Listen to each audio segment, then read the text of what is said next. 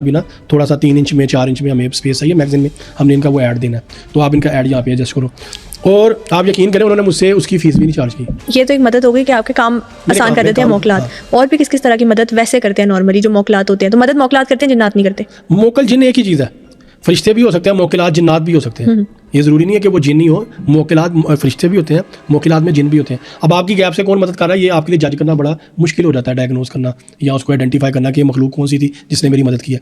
For example कोई आपका बहुत बड़ा काम है, आप वहाँ पे गए, अगले बंदे को जाके मिलते हैं, तो जो आपको लग रहा होता है बड़ी सिफारिशों से करवाना पड़ेगा, बड़ा पैसा लग जाएगा इस काम में, ऐसे होगा वैसे होगा, वो आप जाके नॉर्मली मिलते हैं, वो अगला बंदा आपका काम कर देता है, ओके जी अप्रूव्ड, पास कर दिया, साइन कर दिया, काम हो गया। ठीक है, इस तरह के बहुत से मामला आते हैं लोगों के साथ पेश, मेरे साथ भी हुए और भी बहुत से लोग हैं जिनके साथ ये होते हैं। बिल्कुल ठीक हो गया। लास्ट में ना पॉडकास्ट में आपने जो सूरह इखलास का हिसार है उसकी बात की थी, वो एक दफ़ा लास्ट में शेयर कर दे ऑडियंस की गाइडेंस के लिए। किताब है एक मुफातिहुल जनान, उसमें इमाम जाफ़र सादिक अलैहिस्सलाम और रसूल खुदा सल्लल्लाहु अलैहि वसल्लम से मंसूब एक हिसार का मिलता है तरीका कि सूरह इखलास को आप 7 सिमत में पढ़ के अपने जिस्म पे फूंक लें।